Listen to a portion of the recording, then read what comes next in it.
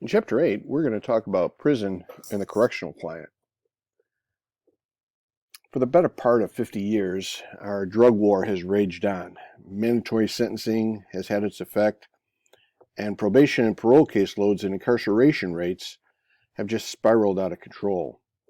As a consequence, although spending on corrections had, until recently, steadily and steeply climbed, it was largely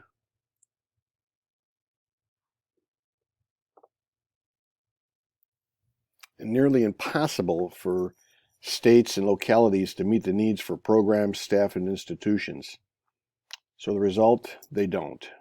As a consequence, the corrections experience for staff and offenders, it continues to be shaped by shortages. During the last several years, there's been a reconsideration of the drug war. Many states have moved toward legalization of marijuana. And as you recall, when we talked in Chapter 5 a few years ago, Congress reduced the sentencing disparity between crack and powder cocaine. We talked about that. So the effect of these two changes, marijuana legalization / medicalization, and reduced sentences for crack cocaine, has been to reduce our correctional populations. In several states, they've rescinded their mandatory sentencing for drugs and other crimes. Remember, we talked about those 3 strike laws, and that's also limiting time spent in prisons.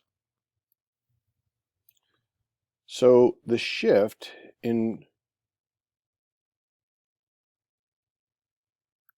correctional treatment away from retribution and deterrence as the sole justifications for prisons and other forms of corrections has also reduced our populations.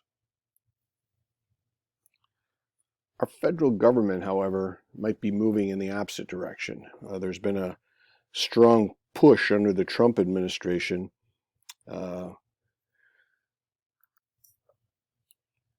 directing federal prosecutors to seek the longest sentences possible. As we can see on this slide, 50% of our state prison population is incarcerated for violent offenses.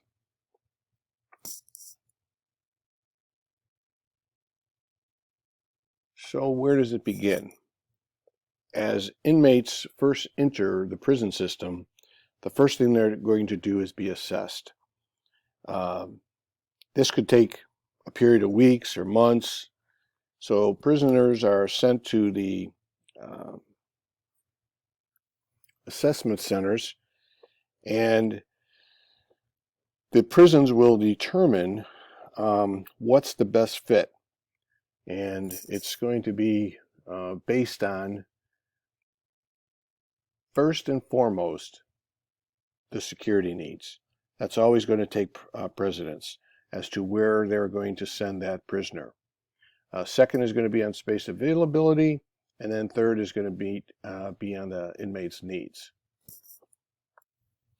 So generally, inmates have no control over which prison they're going to be sent to. Once inmates have done some time, they can request to be moved to a facility that's closer to their family, but such considerations are not a priority for classification and more an option for adult males because the facilities available for transfer for adult females and juveniles are much more limited because there's just fewer of them. Keep in mind and remember that prisons, they're used for the long-term convicted offenders. Jails, those are the short-term, less than a year, or while they're awaiting trial.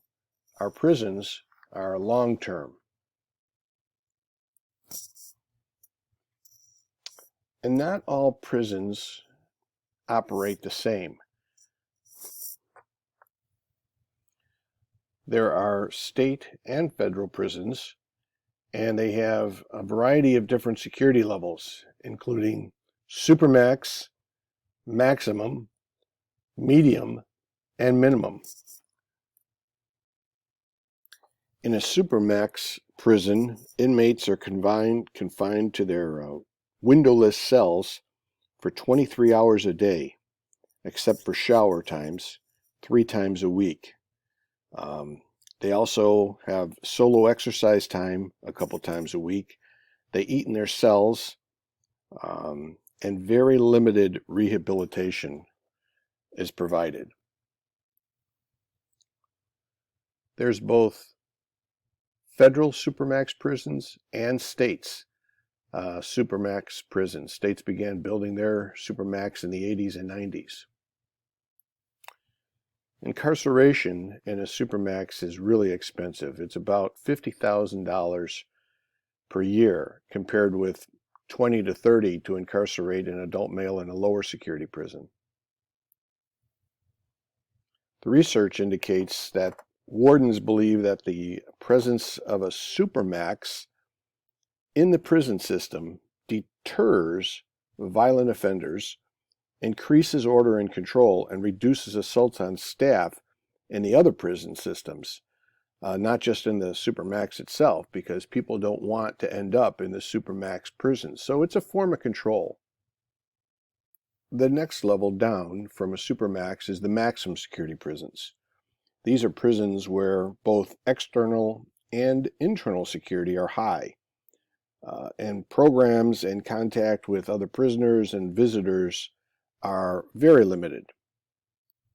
Because states usually only have one supermax prison, the maximum security prisons are usually responsible for holding most of the serious offenders and those who could not handle themselves in a relatively freer environment. The freer environments being in the medium and minimum security prisons. That type of inmate might be able to qualify for a medium or minimum security level classification, but instead is in a maximum security because they're unable to control their behavior.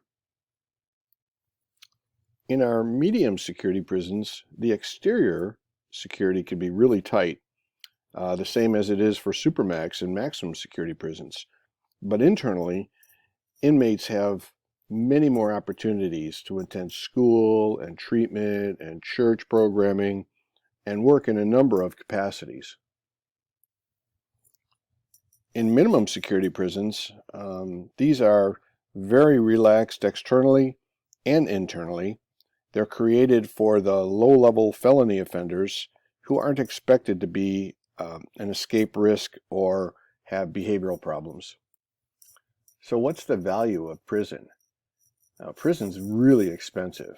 It's estimated that governments spend at least $20,000 per year for an adult inmate. And it doubles that when we talk about housing women and children.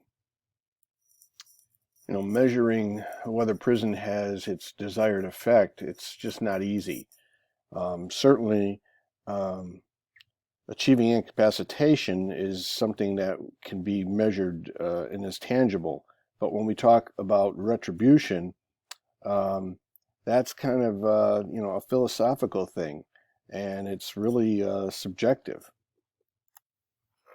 So what is the prison experience really like? Our book refers to prisons as being total institutions, places where residents and work,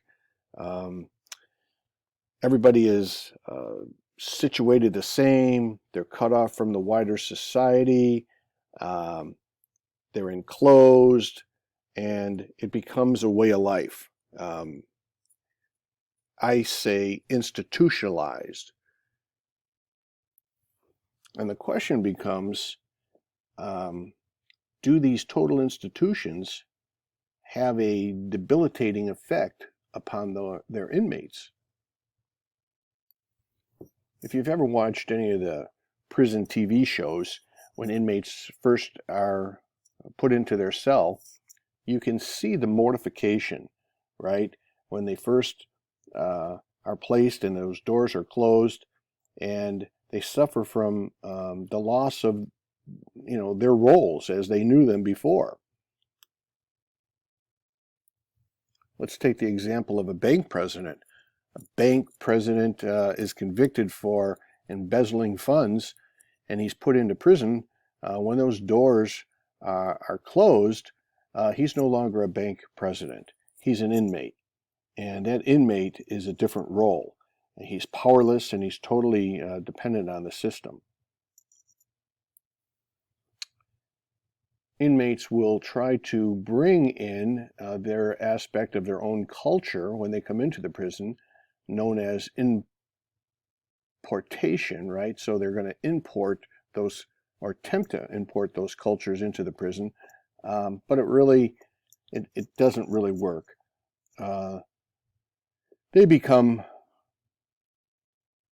and they have to adopt to this subculture of the institution, and that's what we refer to as prisonization.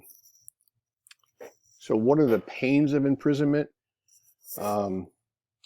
Deprivation of liberty, deprivation of goods and services, deprivation of sexual relationships, deprivation of autonomy, deprivation of security. Anybody who's studied Maslow's hierarchy of needs knows that security is one of those hierarchies, and when that's not available or that's destroyed, it also has a cumulative effect on destroying the inmates' psyches, and they have to try to find ways to alleviate their pains. And so what they do is they create these pseudo families, or their prison families. But I think it's important for us to realize that not everybody experiences these pains in the same way. So it's different inmate to inmate. We're going to stop here for today, but I just want to recap a few things. Right now, we're in this state of reconsidering how we're treating certain crimes. And so things like the legalization of marijuana, that's reducing our prison population. Most of our prisons are populated with violent offenders at the rate of about 50%. When prisoners are first sent to prison, what prison they go to is based on, first and foremost, the security needs of the institution. So they're going to look at how much of a risk factor this individual is. Keep in mind, prisons are used for long-term, and it's after people are convicted. They're not holding cells.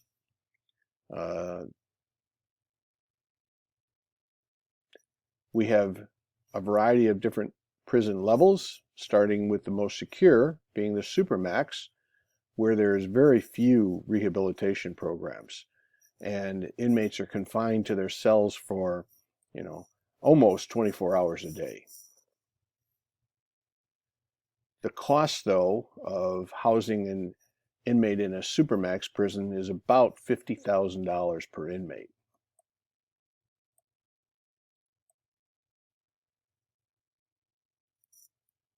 We have the next level of prison, which is our maximum security prison. This is for our violent offenders, where there's still high security.